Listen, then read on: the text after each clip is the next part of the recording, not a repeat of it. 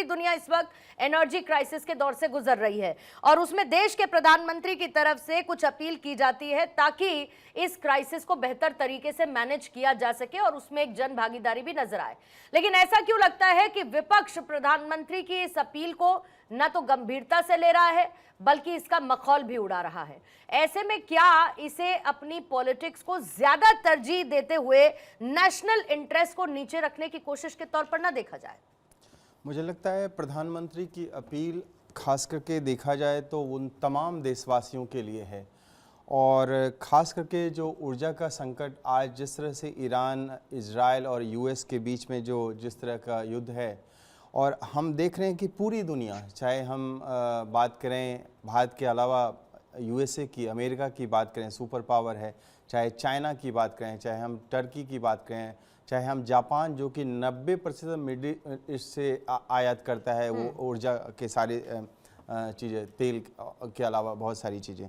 मैं कहना चाहता हूं कि प्रधानमंत्री की अपील हमेशा से, आप चाहे लोकल फॉर वोकल की बात करें, चाहे डिजिटल इंडिया के लिए बात करें, चाहे आपने थाली और जिस तरह से दिया जलाने की बात, जब कोरोना वॉरियर्स को उन्होंने कहा कि उनके प्रति हमें सम्मान देने की ज़रूरत है, कोरोना काल के समय की बात करें, एलपीजी सब्सिडी में 1 करोड़ से अधिक एलपीजी सब्सिडी लोगों ने छोड़ दिया था। तो प्रधानमंत्री की अपील की बात की जाए, आज जिस तरह का ऊर्जा का संकट गहराया हुआ है पूरे विश्व में और ऐसे मौके पे प्रधानमंत्री की अपील जो है हमारे देश को कहीं ना कहीं फिर से ऊर्जा के संकट को दूर करने के लिए बहुत बड़ी अपील है। और मुझे लगता है कि पूरे देशवासियों को, चाहे आज विपक्ष भले ही है आज विपक्ष में, लेकिन वह भी इस देश का वासिंदा है और उसको भी इसके प्रति काफी ज्यादा मुझे लगता है जागरूक होना चाहिए। और जनता में मुझे लगता है वो भी अपनी भागीदारी यदि निभाना चाहते हैं तो जनता के बीच में जाए और जिस संसाधनों का आज बहुत ही बृहद रूप में कर रहा है उनको भी संसाधनों में कमी करनी चाहिए। मतलब जिस तरह का प्रधानमंत्री ने विपक्ष का भी कंट्रिब्यूशन इसमें दिखना चाहिए। कुल मिलाकर मुद्दे की बात यह है कि इस पर राजनीति नहीं होनी चाहिए। ठीक है, आज प्रधानमंत्री ने कितना बड़ा आज उदाहरण पेश किया। नहीं, मैं उसी पर आ रही हूँ। डॉक्टर पूजा मिश्रा, वही सवाल मैं आपसे लेना चाहती थी, क्योंकि प्रधानमंत्री मोदी ने जब पूरे देश से, देशवासियों से, जिसमें पूजा मिश्रा भी शामिल है, पूर्णिमा मिश्रा भी शामिल है, डॉक्टर सूरज मंडल भी हैं, केके जी भी हैं और हमारे साथ रमनीश वत्स जी भी इसमें शामिल हैं। अगर प्रधानमंत्री मोदी हम सब से कहते हैं कि एक क्राइसिस की स्थिति पैदा हो सकती है, पश्चिम एशिया का संकट जिसका असर पूरी दुनिया पर पड़ रहा है, तो प्रधानमंत्री उस जन भागीदारी से पहले खुद वीआईपी कल्चर में, काफिले में कटौती करते हुए, गाड़ियों की संख्या में या खर्चे में कटौती करते हुए एक एग्जाम्पल सेट करते हैं लीडिंग बाय लीडरशिप के तौर पर। ये ऑनेस्टी आपको इतना अनकंफर्टेबल क्यों फील कराती है? पूजा मिश्रा जी। पूर्णिमा जी, आपको नमस्कार, साथी प्रवक्ताओं को भी नमस्कार। माननीय प्रधानमंत्री जी को आज पता चला कि जो है जो युद्ध चल रहा है वैश्विक स्तर पे, उससे ऑयल के संकट आ सकते हैं, फाइनेंशियल डिस्पैरिटी आ सकती है, ये आज पता चल रहा है। ये तो तब से पता चल रहा था, तब से चर्चाएं चल रही थी जब से 5 राज्यों के चुनाव नहीं हुए थे। तब तक माननीय प्रधानमंत्री जी को रैलियां करनी थी, तब तो माननीय प्रधानमंत्री जी को, सरकार को 5 राज्यों में रैलियां करनी है, कोई जो है ऑयल नहीं बचाना है, सारे इस्तेमाल कर लो। अपना काम जैसे ही खत्म हो जाने के बाद में, मतलब देश प्रेम साबित करने की जिम्मेदारी पूर्णिमा मिश्रा की है, डॉक्टर पूजा मिश्रा की है और जो है यहाँ पे बैठे हुए सूरज मंडल जी की है, केके शर्मा जी की है, माननीय प्रधानमंत्री जी की नहीं है। माननीय प्रधानमंत्री, भाजपा सरकार ये तय कर रखे हुए हैं कि जब हमको जरूरत रहेगी हम तो पूरा फुलटू करके चले जाएंगे। फिर आप किस बात की सरकार बना रखे हुए हैं? आप कह रहे हैं कि जब मौका पड़ेगा तब जो है हम जो देश की जनता से ताली थाली बजाने लगवा देंगे। हम देश की जनता को कह देंगे सोना मत खरीदे, क्या मंगलसूत्र नहीं खरीदे शादियों में लोग? आप देश की जनता से कह देंगे आप तेल मत चलाइए, यूज करिए, हम देश की जनता से कह देंगे गाड़ी मत चलाइए। फिर भाई आप सरकार में क्यों हैं? आप अकाउंटेबिलिटी कब लेंगे, कब लेना सीखेंगे? जब तक, अभी तक आपको क्या करना चाहिए था? इतने समय से पूर्णिमा जी युद्ध चल रहा है, सरकार हमसे क्या कह रही थी बार बार? ये तभी अपील कर देनी चाहिए थी ना कि आप कट डाउन करिए, हमें कोई रास्ता नहीं दिख रहा है, हमें रास्ता निकालने में समय आएगा। ऐसा तो है नहीं कि हमारे भारत देश के प्रधानमंत्री जी जाकर कहेंगे कि नहीं वार रुक जाओ, वार रुक जाएगी। ऐसा तो होने वाला नहीं है। वो फेक एडवर्टीजमेंट ही बना सकते हैं, सच्चाई से कहीं दूर है। आप कह रहे हैं कि देश की जनता के ऊपर जिम्मेदारी है कि वो देश प्रेम साबित करे, आपके ऊपर जिम्मेदारी नहीं है। आपको जहां चुनाव का लगेगा वहां पर आप जाकर ये बयान देने के बाद भी जो है उन्होंने गुजरात में रैली की थी। नहीं पूजा जी एक होता है आदेश, क्योंकि प्रश्न पूछा जाने लगा। पूजा जी एक होता है आदेश और एक होती है अपील। अब यहाँ पर आदेश आया है या अपील आई है? मतलब आपको कोई जबरदस्ती आपकी गाड़ी में लॉक करके आपकी चाबी छीनकर तो नहीं ले जा रहा। नहीं, मैं एक बेसिक नॉर्म की पूजा जी मैं हमेशा से ये सुनती हुई बड़ी हुई हूँ जो नॉर्मल हम लोगों के बिहेवियर में पूजा जी शामिल होना चाहिए। जैसे कि मसलन पूजा जी आप अग्री करेंगी मेरी बात से, सुनिए, आपने भी ये सुना होगा, ये मैंने भी सुना है कि जब आप किसी रेड लाइट पर खड़े हो तो अपनी गाड़ी को ऑफ कर लें। जनता की सुरक्षा। पूजा जी आप मेरी बात सुन रही हैं? जब मुसीबत आ जाएगी तब जनता को आगे कर। तो ये देश सिर्फ एक प्रधानमंत्री मोदी का नहीं है, ये देश आपका भी है, ये देश मेरा भी है। और ये देश किसी भी क्राइसिस के समय जन भागीदारी की उम्मीद कर सकता है, अपील कर सकता है। इसमें समस्या क्या है? आपको नहीं मानना आप मत मानिए, आप एक बार में 6 गाड़ियां चलाइए, आपको कोई रोक नहीं लेगा। पूजा जी आपको माननीय प्रधानमंत्री जी को इस बात से क्यों समस्या है कि जब भारत देश के प्रधानमंत्री से पूछा जा रहा है कि आप क्या कर रहे थे, आपको क्या जरूरत पड़ी हुई थी रैलियां करने के लिए? ठीक है, 5 राज्यों में इसका जवाब आरपी सिंह साहब देंगे। आरपी सिंह साहब, अब जो प्रधानमंत्री कह रहे हैं, ठीक है, आरपी सिंह साहब आपका स्वागत करती हूं। अब जो विपक्ष कह रहा है, अभी तक प्रधानमंत्री की तरफ से जो कहा गया उसे विपक्ष उपदेश बता रहा है। ये कह रहा है कि जो प्रधानमंत्री कह रहे हैं वो उपदेश से ज्यादा कुछ नहीं है और ये उनकी नाकामी का जीता जागता उदाहरण है, देश की लीडरशिप की नाकामी का जीता जागता उदाहरण है। ऑपोजिशन ये पूछ रहा है कि ये संकट आज से नहीं था, ये संकट तो तब भी था जब 5 राज्यों के चुनाव नहीं हुए थे। तो क्या तब ये अपील आती तो ज्यादा बेहतर नहीं होता? और तब क्या लीड बाय लीडरशिप जैसी परिस्थितियां नहीं दिखनी चाहिए थी? पूर्णिमा जी, मैं आपकी बात का उत्तर देता हूँ, परंतु मनमोहन सिंह जी का वक्तव्य है पार्लियामेंट के अंदर, जिसमें कह रहे कि ये सोना मत खरीदिए, जब कोई युद्ध की स्थिति नहीं थी। कह रहे कि गैस पेट्रोल डीजल कम खर्च करिए, प्रधानमंत्री मनमोहन सिंह जी है। ऐसे ही चिदम्बरम साहब का भी एक स्टेटमेंट है, वो भी मैं आपको सुना देता हूँ। ये चिदम्बरम साहब अपनी प्रेस कॉन्फ्रेंस के अंदर कह रहे हैं,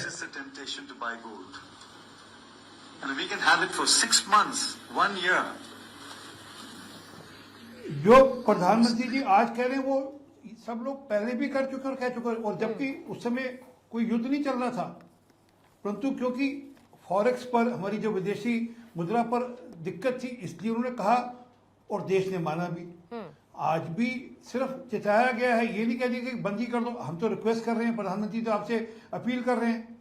और दूसरी बात है कि अभी पिछले हफ्ते तक, 3-4 दिन पहले तक ये था कि युद्ध विराम है और मामला निपट जाएगा, परंतु अभी फिर 3 दिन पहले ही डोनाल्ड ट्रंप ने कहा कि युद्ध विराम अब उसमें इमरजेंसी में चला गया। वो अब युद्ध विराम है या नहीं है पता नहीं उनको।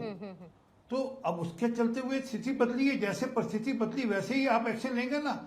एक परिस्थिति थी जब युद्ध विराम की ओर से चीजें शांति की ओर बढ़ रही थी, अब उन्होंने कहा कि युद्ध विराम की स्थिति है या नहीं, उस पर प्रश्न चिन्ह लग गया, तो उसके हिसाब से कार्रवाई होगी। परंतु क्या हमारे देश में आज भी आज 73वां दिन है। याद करिए, यह कहा गया था कि 73 दिन की हमारे पास पेट्रोल डीजल की कैपेसिटी है, हमारे पास स्टोरेज है। आज 73 दिन पूरे हो गए। आज कल भी हमारे जो पेट्रोलियम मंत्री हरदीप पुरी जी ने ऑन रिकॉर्ड कहा कि हमारे पेट्रोल डीजल की शॉर्टेज नहीं है। थोड़े दिन पहले एलपीजी की शॉर्टेज का बॉन्डर खड़ा हो गया कि एलपीजी की शॉर्टेज होगी। आज एलपीजी बिल्कुल ठीक शांति से मिल रही है। हाँ, जो हमारी फॉरेक्स है, जो हमारे विदेशी मुद्रा का भंडार है, उस पर थोड़ी दिक्कत हो सकती है। इसके चलते हुए प्रधानमंत्री चिंता करी, क्योंकि जो युद्ध चल रहा है खाड़ी के अंदर, उसके चलते हुए वहां पर जो लोग काम करते थे, उनकी जो रेमिटेंस, उनके जो पैसे देश में आते थे, उसके पर असर पड़ेगा। हमारे को जो पेट्रोल डीजल के दाम पहले $80 प्रति बैरल था, वो बढ़कर 103 या 120 तक छू गया, उसके कारण से असर पड़ेगा। अभी जो हम लोग एडिबल ऑयल लेते, एक सेकंड और दे दीजिए, जो हम लोग एडिबल ऑयल खाने के लिए, जो खाद के लिए जो हम लोग खाना जो तेल लेते हैं, उस पर भी असर पड़ेगा। और ये प्रधानमंत्री ने पहली बार अपील नहीं करी। मुझे याद पड़ता है कि जब इस बार 15 अगस्त को 2025 को लाल किले के प्रकीर से भी अपील करी थी कि हमें खाद्य का जो तेल है हमको कम करना चाहिए, ओबेसिटी के चलते कम करना चाहिए। तो प्रधानमंत्री जी तो देश हित में जब जब जो चीजें होती है उसको लेकर अपील करते ही हैं। जब शौचालय की बात करी थी तब भी उन्होंने अपील करी थी हर घर में शौचालय बनाने के लिए मदद करें। नहीं, आपकी ठीक बात है, और इसीलिए मैंने एक ये बहुत बेसिक एग्जाम्पल पूजा जी के सामने रखा था कि हमने हमेशा से सुना कि जब रेड लाइट पे खड़े हों तो अपनी गाड़ी बंद कर लें ताकि थोड़ी पेट्रोल की बचत हो। हमने हमेशा से ये सुना कि किसी भी चीज़ की स्टॉकिंग घर में नहीं करनी चाहिए क्योंकि फिर उसके बाद किल्लत होती है, आप ज़्यादा इकट्ठा कर लेंगे तो क्या होगा, ऐसा तो नहीं है कि आप उसे फौरी तौर पर इस्तेमाल कर लेंगे। और ये बात तो सब जानते हैं कि अगर हम विदेशी यात्राएं करते हैं या हम सोना खरीदते हैं तो हम पैसा अपना कन्वर्ट करा के इंडियन रुपी डॉलर में खर्च करेंगे, जिससे हमारी करेंसी कम होगी, जो कि इस वक्त देश में होना जरूरी है। डॉक्टर सूरज मंडल साहब, आप लोग कह रहे हैं स्लो डाउन है, ये स्लो डाउन है, क्राइसिस आने वाला है। कभी किसी ने नहीं कहा कि पश्चिम एशिया के हालात के बीच में भारत देश अछूता रहेगा, लेकिन साथ ही बार बार यह भी कहा गया कि ये कम से कम देशवासियों पर इसका असर पड़े, इसकी कोशिश सरकार करेगी। अब आप इसे स्लो डाउन बता रहे हैं, लेकिन स्ट्रैटेजिक सेविंग के तौर पर क्या इसे नहीं देखा जाना चाहिए? जापान और यूरोप जैसे देश जब यही इकोनॉमिक डिसिप्लिन लागू करते हैं तो आप लोग वाहवाही करते हैं, लेकिन जब इसी बात की अपील देश में की जाती है तो आप इसे बताते हैं क्या? राहुल गांधी ने क्या कहा, मुझे बताने की जरूरत नहीं है। सूरज मंडल जी। पूर्णिमा जी नमस्कार, और सभी साथी पैनलिस्टों को भी। सर। आपने दो शब्द अभी अपने दहाड़ के प्रश्न में आपने पूछे थे, मोदी मंत्र शब्द का प्रयोग किया। जी सर। जी, मंत्र वैसा ही होता है जैसा कोविड में उन्होंने जो लाठी और थाली और लोटे को बजाने के लिए कहा था जिससे वो ठीक हो जाएगा, उनका मंत्र ऐसा ही होता है। और आपने तुरंत कहा कि लोग मखौल उड़ा रहे हैं। देखिए, प्रधानमंत्री मोदी के अपने कार्यशैली में, उनके कथनी और करनी में इतना अधिक विरोधाभास होता है कि अपने आप में वो माहौल रखता है। जो आदमी 10 लाख का सूट पहने, जिसपे सोने के तार से उनकी नाम की कढ़ाई किया हुआ हो, जो व्यक्ति के रोज का खर्च, वहां सुरक्षा छोड़ दीजिए, 1.62 करोड़ हो, जो खुद के लिए इतना बड़ा एक अलग से हवाई जहाज और उसमें जो सारी चीजों का मुहैया कराया हुआ है वो खरीदे, जिनके शासन काल में लगातार पैसे जो है लोग देश से लूटकर बैंकों के माध्यम से भाग रहे हैं, जिनके शासन काल में सिर्फ सड़क बनाने में जो भ्रष्टाचार है वो कई हजार करोड़ पहुंच चुकी है, तो उन्हीं को अगर वो कम कर देते तो देश में एक बड़ा समझिए समस्या का समाधान हो जाता। अगर वो खुद कहते कि आज से मैं वो जो 72,000 का कितने का मशरूम खाता हूं वो नहीं खा के कम खाऊंगा, तो हो सकता है लोगों को प्रेरणा मिलती। लेकिन उनके कथनी और करनी में इतनी अधिक अंतर, बुद्धि भ्रष्ट होगी इनकी। जो भी ये अभी दिक्कतें जो आई है, ये दिक्कतें आई है इस वजह से कि भारत के अपना जो एक प्रकार से आरपी सिंह साहब कहने दीजिए, आरपी सिंह साहब कहने दीजिए, आरपी सिंह साहब इसलिए कहने दीजिए क्योंकि जब ये लोग कह रहे हैं तो सुनिए ना, let the viewers be the जज ना, ये समझ में आएगा कि किसकी बातों में कितनी गंभीरता है। सो लेट हिम स्पीक, आप बोलने दीजिए, बोलिए सूरज जी। ट्रंप के कदमों पर रख दिया है और तेल कहां से खरीदे, उनके आदेश पर। इतनी देर में पश्चिम एशिया के संकट पर सूरज मंडल ने एक लफ्ज नहीं कहा। पश्चिम एशिया के संकट पर सूरज मंडल जी ने एक शब्द नहीं कहा। अभी अभी शुरुआत में आरपी सिंह साहब ने मनमोहन सिंह की अपील सुनाई, चिदम्बरम जी का बयान सुनाया। मैं अभी, अरे आपने सुनी नहीं क्या? आपने सुनी नहीं क्या? मनमोहन सिंह ने क्या कहा था? किस तरीके का दौर था? किस तरीके का दौर था वो सूरज मंडल जी, आपको याद है क्या? जो अभी जो प्रधानमंत्री रोज झूठ का सैलाब दे, मनमोहन सिंह जी ने नहीं कहा था क्या? Okay, deny it.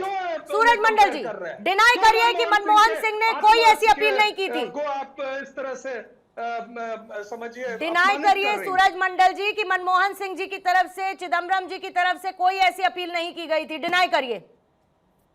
नहीं, मैं आपसे कह रहा हूं जो मनमोहन सिंह अपील कर रहे थे उनके अपने ऑस्टेरिटी मेजर्स थे, उनके रहन सहन की जो ढंग था, क्या प्रधानमंत्री मोदी उसका कभी भी अनुसरण कर पाएंगे? अपील गलत थी। मनमोहन सिंह की तरफ से जो अपील की गई थी ट्रम्प के वो अपील थी कि नहीं थी? उन्होंने क्या ऐसी अपील? अरे मंडल जी, चिल्लाने से नहीं होगा। मैं क्या पूछ रही हूँ, मुझे सीधे सवाल का जवाब दीजिए ना। आप क्या बात करती है? मैं क्या बात कर रही हूँ, आप क्या बात कर रहे हैं? दोबारा से इसको खुद सुन लीजिएगा। पश्चिम एशिया पर आपके मुंह से एक शब्द नहीं निकला कि क्या हो रहा है इतनी देर से, क्यों ये पूरा का पूरा इस वक्त क्राइसिस पैदा हो रहा है, ग्लोबल संकट है, खुद अमेरिका उससे जूझ रहा है, उसको अपना रिजर्व खोलना पड़ा है, जीडीपी गिरती जा रही है इजराइल जैसे कंट्री की जो खुद इस युद्ध में शामिल है, पूरा यूरोप से लेके कौन सा ऐसा देश है जो इससे अछूता है, मुझे ये बताइए। प्रोफेसर थे, देश के विशेष आप लोगों को अगर फैक्ट्स पर जाना ही नहीं है सूरज मंडल जी, तो फिर आइए 5 मिनट में अपने समय में जो बोलना है बोल के निकल जाइए, लेकिन कम से कम फैक्ट्स पर तो रहिए। अगर जरूरत के हिसाब से मनमोहन सिंह अपील करते हैं, 1 सेकंड सर शांत रहिए। आप फैक्ट सुनना नहीं चाहती? आपको मैं बता इतनी देर से आपको क्या कह रही हूं मैं? आप भजन गा रहे हैं क्या? आप भजन गा रहे हैं क्या? अभी 65,000 करोड़ आप ही को सुन रही हूं ना। जिसमें प्रधानमंत्री चुप है। मनमोहन सिंह ने अपील की थी कि नहीं की थी? चिदम्बरम साहब ने अपील की थी कि नहीं की थी? और जब ऐसी भ्रष्टाचार हुआ है वो एक छोटी भ्रष्टाचार की आपकी पोल खोलूंगी ना यूपीए सरकार की, सूरज मंडल जी डिबेट छोड़कर चले जाइएगा आप। भ्रष्टाचार की बात मत करिए। आपको पूर्णिमा जी, आपकी मैं बहुत इज्जत करता हूं सर, मैं भी आपकी बहुत रिस्पेक्ट करती हूं, लेकिन जो जैसा है कम से कम वैसी रखने की, बोलने की हिम्मत तो रखिए उसकी। फिगर्स के साथ आपको सही जानकारी दे रहा हूं और मैं जैसे आपको गलत जानकारी दे रही हूं, और मैं ये बता रहा हूं और मैं आपको जैसे गलत जानकारी दे रही हूं कि जो ये एक प्रकार से आरपी सिंह साहब काउंटर रखेंगे, फिर उसके बाद के शर्मा जी मैं आपके पास आती हूँ, फिर पूजा जी आपके पास भी आऊंगी। आरपी सिंह साहब,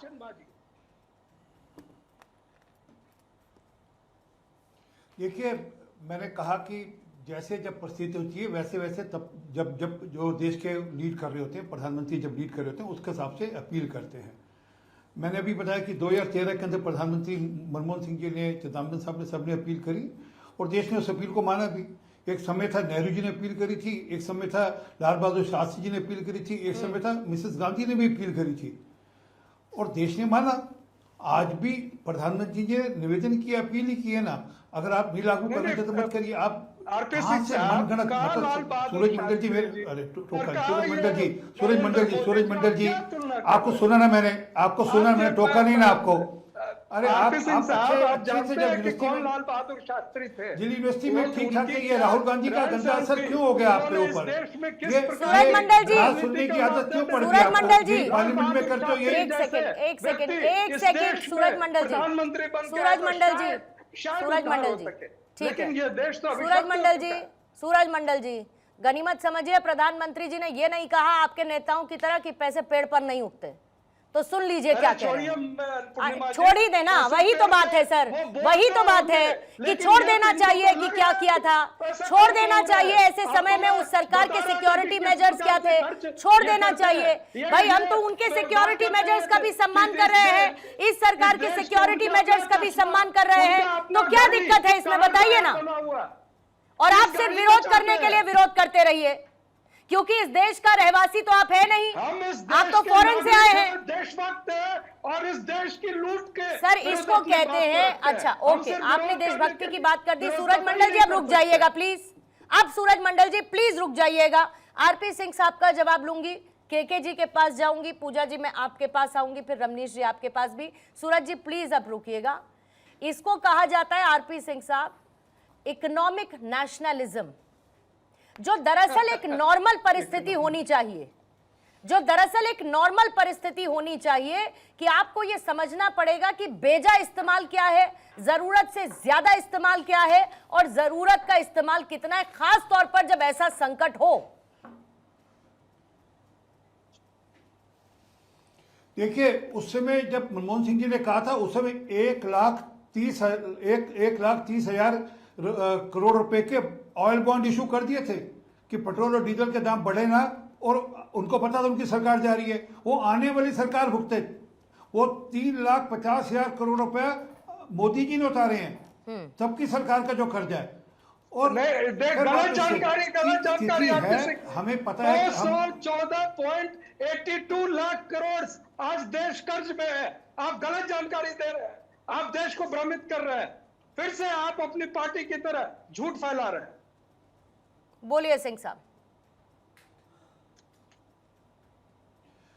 समय क्या है कि ये सूरज मंडल मेरे साथ यूनिवर्सिटी में रहे हुए हैं, पढ़े हुए हैं, ये ठीक ठाक थे। ये जब से कांग्रेस ज्वाइन की तब से इन पर राहुल गांधी का डीएनए की छाप लग गई है। असल में क्या कि माई वे या हाईवे, हम जो कहें ठीक है, दूसरा कहे हमें सुनना ही नहीं। मैंने आपको सुना सूरज मंडल, ध्यान से सुना आपने सब बातें की, मैंने एक बार नहीं टोका आपको।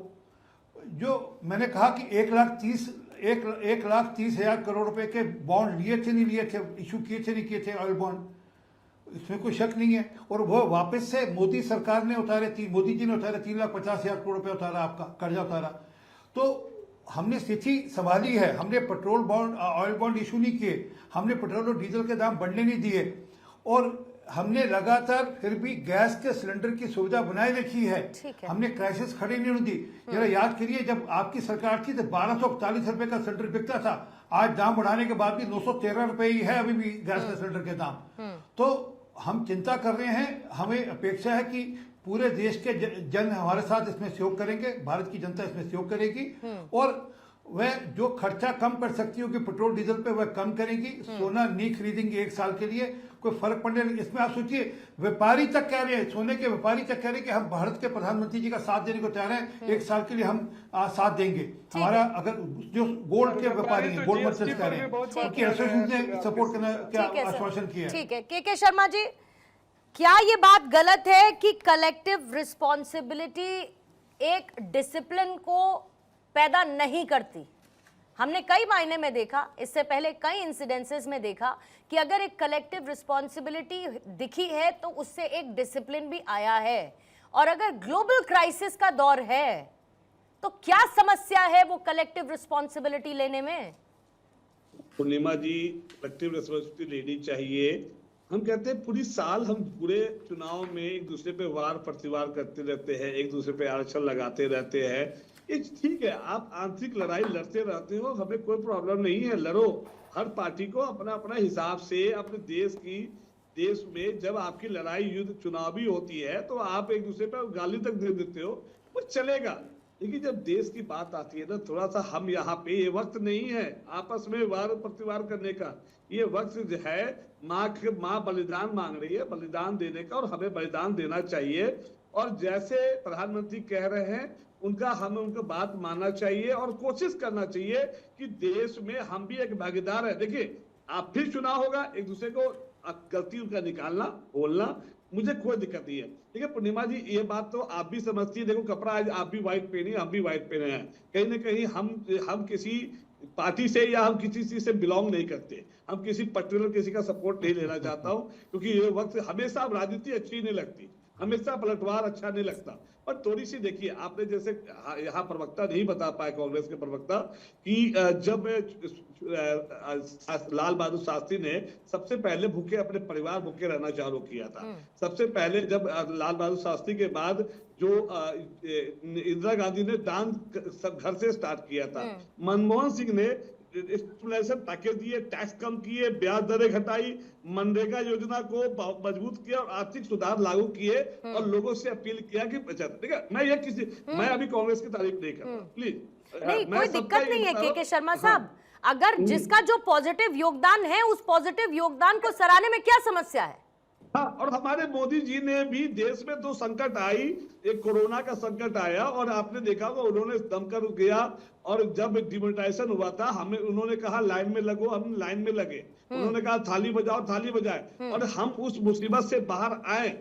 ऐसा नहीं है कि उनका जो उससे बाहर नहीं है। पर देखिए, सवाल थोड़ा सा उनपे भी उठता है, जब चुनाव, बंगाल का चुनाव से पहले स्थिति थी, जैसे पूजा मिश्रा जी बताई, उस समय हमने उसको छिपाया। ठीक कोरोना जब 2020 में जब कोरोना था और उसी समय बंगाल की चुनाव थी, तो उस समय भी कोरोना देश में फैल रहा था, बट हम चुनाव के चक्कर में हमने और उसको फैला दिया, और उस समय चुनाव के टाइम में हम रोक लिए होते तो हमारे 10,000 20,000 लोग कम मरे होते।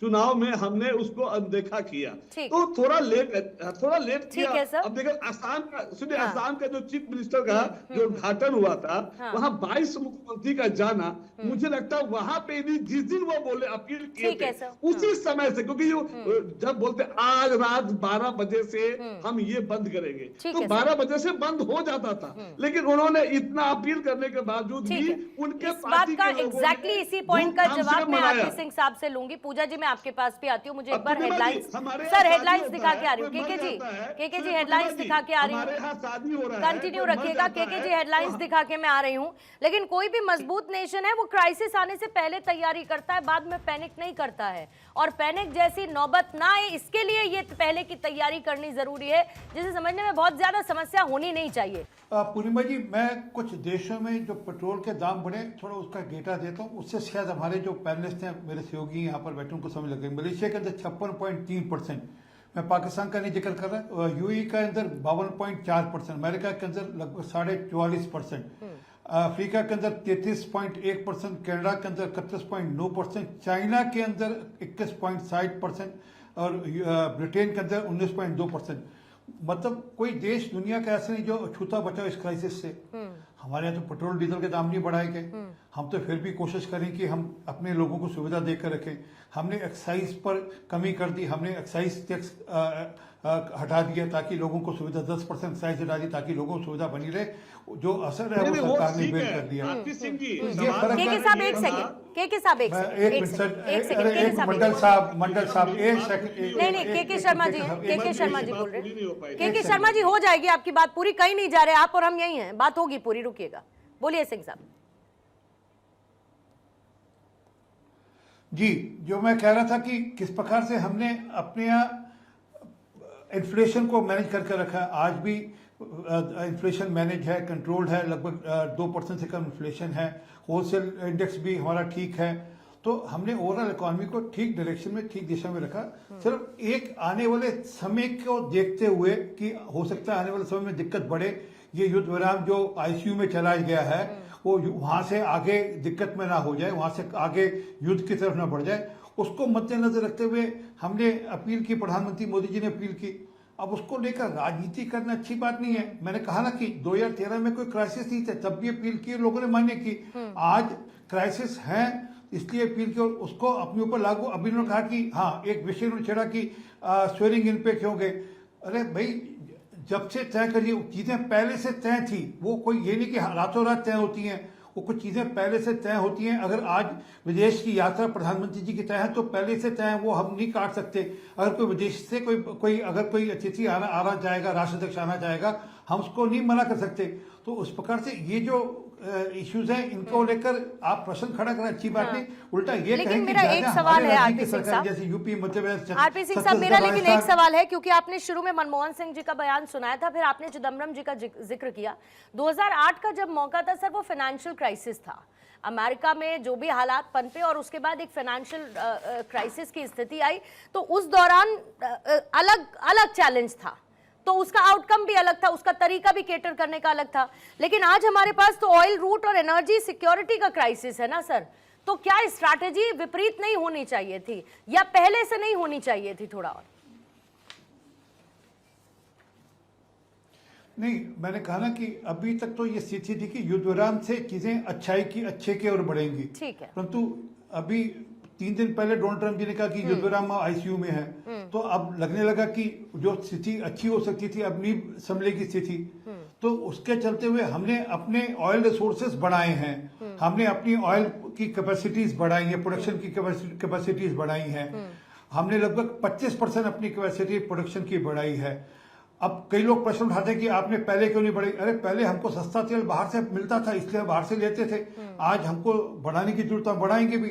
और हमने अपनी जो विड्थ है ऑयल की खरीदने की, जो बाकी देशों से खरीदने का मामला वो बढ़ाया है हमने। पहले कुछ देशों से खरीदते थे, अब लगभग 23 देशों से हम लोग ऑयल खरीद रहे हैं। ऑल्टरनेटिव ऑप्शंस को क्रिएट तो किया गया और हम स्ट्रेट ऑफ भारत के हॉर्मूज हित में जो समस्या होगा आई उसकी चिंता तो करेंगे। हमने ऑप्शनल रूट्स भी अपनाए, भले ही उससे ट्रांसपोर्ट कॉस्ट बढ़ी, लेकिन हमने ऑप्शनल रूट्स भी अपनाए कि हम दूसरी जगह से अपना तेल लेकर आते हैं, गैस की आपूर्ति करते हैं ताकि कोई दिक्कत ना हो। पूजा जी अपना काउंटर आप रखेंगी साथ में, लेकिन आज जब के साहब आज आप बहुत मतलब प्लीज मैं आ रही हूँ आपके पास। पूजा जी बहुत देर से काउंटर करना चाह रहे हैं मुझे। सर के जी प्लीज, अच्छी बात आज आप कर रहे हैं तो आज जितना समय मिला उसमें आज आप अच्छी बातें कर रहे हैं, देश में एकजुटता की बात कर रहे हैं, कोई आप क्रिटिसिज्म नहीं कर रहे हैं। तो एकजुट होना चाहिए, कभी भी देखिए आरोप ठीक है पूजा जी, अभी प्रधानमंत्री ने उन अपीलों में एक लोकल की भी अपील की कि भाई आपको लोकल के लिए वोकल होना पड़ेगा, तो इस बात से तो विपक्षियों को खुश होना चाहिए कि इसमें पीएलआई या make in India MSME sector जो है उसको ऑलरेडी एक जो पुश मिल रहा था और ज्यादा बढ़कर मिलेगा। Is it not a good thing, is it not a good appeal? Purnima ji मैं काउंटर कर देती हूँ, फिर मैं आपके सवालों का जवाब देती हूँ। पहले तो माननीय प्रधानमंत्री जी, संकट इसलिए पैदा हुआ है कि लोग सोना खरीदते हैं, बताइए आपके गले उतरता है नहीं?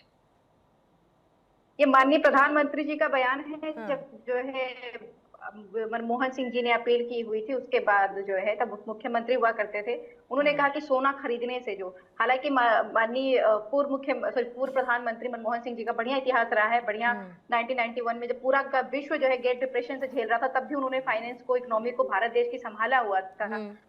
तो माननीय प्रधानमंत्री जी उस वक्त ये कह रहे थे, मैं उस पर नहीं जाना चाहती, भाजपा के प्रवक्ता ने बहुत सारी चीजें कही। उन्होंने कहा कि हमने जो है प्राइजेस रोक करके रखे हुए। पूर्णिमा जी, प्रति बैरल 20 के नीचे गया था, $20 प्रति बैरल के नीचे गया हुआ था दाम। क्या इसका लाभ भारत की जनता को मिला था? नहीं मिला था। पेट्रोल डीजल के दाम बढ़ने के बाद में घटे नहीं, और आप कह रहे हैं अब आपको क्रेडिट दिया जाए। उसके बाद में इनकी जो दूरदर्शिता है, ये कह रहे कि इनको लग रहा था कि जो है वो युद्ध विराम हो जाएगा, पूरे विश्व को नहीं लग रहा था। पूर्णिमा जी आपको लग रहा था क्या कि युद्ध विराम हो जाएगा? आप जो है पत्रकारिता करते हो, आपको पत्रकारिता करते हो इतना एक्सपीरियंस था कि ये युद्ध विराम नहीं, मैं बता देती हूँ पूजा जी, मैं बता देती हूँ आपको, मैं बता देती हूँ आपको, मैं बता देती हूँ आपको, मैं बता देती हूँ पूजा जी, आप और हम डिप्लोमेसी उस स्तर पर नहीं समझ सकते जितना वो डिप्लोमेसी में शामिल जब लोग टेबल पर बैठते हैं। पूजा जी मैं वही आपको बता रही हूँ, मैं वही आपको बता रही हूँ। इस बात की उम्मीद क्यों आप या मैं नहीं करेंगे कि ये संकट टल जाएगा, क्योंकि इस संकट का असर आपके हमारे जीवन पर पड़ेगा, ये बात हमको पता है। तो हम इसमें क्यों उम्मीद ना रखें कि ये संकट टल जाएगा? यही तो सरकार का फेलियर है, दूरदर्शिता नहीं है। अभी बैठ करके आरपी जी कह रहे हैं कि हमने जो है सिलेंडर के दाम नहीं बढ़ाए। क्यों नहीं बढ़ाए भाई? सिलेंडर की क्राइसिस नहीं चल रही है। आप पूछिए जो लोग सिलेंडर रहते हैं उनसे पूछिएगा। आपने जैसे ही वोटिंग खत्म हुई, सिलेंडर की क्राइसिस, गैस की क्राइसिस कहाँ है? डोमेस्टिक सिलेंडर की क्राइसिस कहाँ पर है बहन? 997 रुपए बढ़ाए। आप इतनी देर तक झूठ बोल, आपके नेताओं के घरों का जो, आपके नेताओं ने जो घरों में सिलेंडर छुपा रखे थे, उसके कारण से एक आर्टिफिशियल क्राइसिस आप लोगों ने खड़ी करी थी। आप लोगों ने सबसे ज्यादा बोला और ये कह रहे कि हमारे पास में 73 दिन का रिजॉल्वर था। भाई आपको पता नहीं था तो आपने क्यों नहीं तैयारियां की? जो रिजॉल्वर बने हुए हैं ना, वो यूपीए गवर्नमेंट के द्वारा प्रपोज की गई थी, उसके बाद बने हुए। आपने 2014 तो 13 दिन का रिजर्व होता था, 2014 तक कुल मिलाकर 13 दिन का रिजर्व था, 13 से बढ़ाकर 73 किया।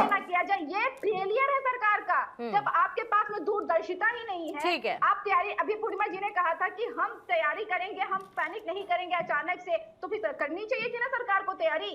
ये क्या कह रहे कि नहीं, अब हमको पता चल रहा है क्योंकि ट्रंप ने बयान दे दिया। ओके, फेयरली आप जिस पर्सपेक्टिव से पूजा जी देख रही हैं, ओके ठीक है, आप जिस तरीके से देख रही है मैं उसका सम्मान करती हूँ। लेकिन अमनीश वैद्य जी, फिर एक और देखने का पहलू भी है कि जब स्ट्रेट ऑफ हॉर्मूज से किसी के जहाज नहीं आ पा रहे थे, और उसके बाद जब आने शुरू हुए तो उसमें भी टैक्स देकर आ रहे थे। अपना जो ऑयल रूट अपनाते हुए उसका टैक्स देना पड़ रहा था, वो टैक्स देकर आ रहे थे। लेकिन उसी बीच में हमारे शिवालिक से लेके बाकी जहाज देश की गैस आपूर्ति के लिए पहुंचे, और हमने दूसरा रूट लिया डिस्पाइट ऑफ बढ़ती हुई ट्रांसपोर्ट कॉस्ट, और उसके बावजूद देश में तेल के दाम उस दौरान नहीं बढ़े। मुझे लगता है विपक्ष को सोचने की ज़रूरत है। पाकिस्तान के कहीं न कहीं गाहे बगाहे मैं देखता हूं कि पाकिस्तान परस्त वाली सोच जो है, पाकिस्तान के लिए बिल्कुल प्यार इनका कहीं न कहीं जागृत हो जाता है। मैं आता हूं, नहीं मैं आता हूं, नहीं अब मैं आ रहा हूं, मैं आता हूं, मैं आता हूं। मैं कहने का, मेरा कहने का तात्पर्य है कि जिस, सुनिए पूर्णिमा जी, मैं इसलिए कहना चाह रहा हूं कि जब पाकिस्तान को ईरान तेल देना बंद कर देता है, उसके बावजूद भी हमारे यहाँ ईरान से तेल आता है। लेकिन मैं कहना चाहता हूं यहाँ पे आपने देखिए, हम सभी जानते हैं कि मनमोहन सिंह बहुत बड़े अर्थशास्त्री थे। 2004 से लेकर के 14 के बीच में 36 से 108 बैरल चला जाता है। वही प्रधानमंत्री मोदी जी का जब कार्यकाल आता है तो अभी तक में आप बताइए कितनी % की बढ़ोतरी हुई है। प्रति बैरल की बात करूं, 2014 से लेकर के अब तक की बात करें, उनके समय में 180% से लेकर के 200% तक की बढ़ोतरी और क्रूड ऑयल में हुआ था। और प्रधानमंत्री जी के कार्यकाल में ये रखना जरूरी है।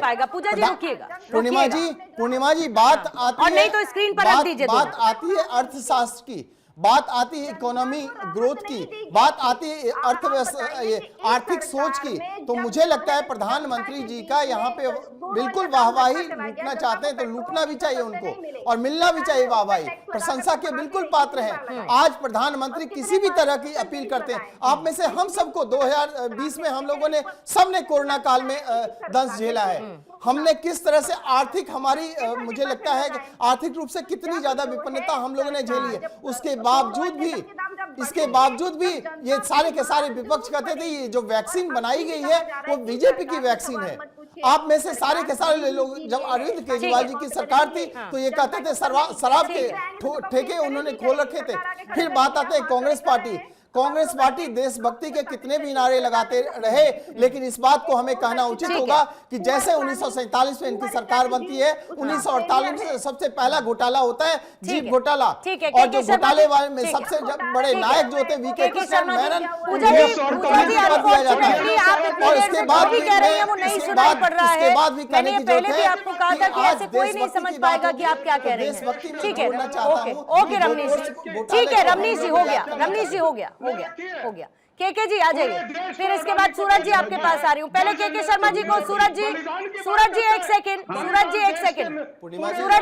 नहीं 1 minute sir, 1 minute Suraj ji 1 second रुकिएगा प्लीज, बलिदान कीजिए, रुकिएगा सूरज मंडल जी। आई होप मेरी आवाज आ रही है आपको। केके शर्मा जी बोलिएगा, 1 मिनट रख रही हूँ सर, एग्जैक्ट बिना इंटरप्शन के बोलिएगा।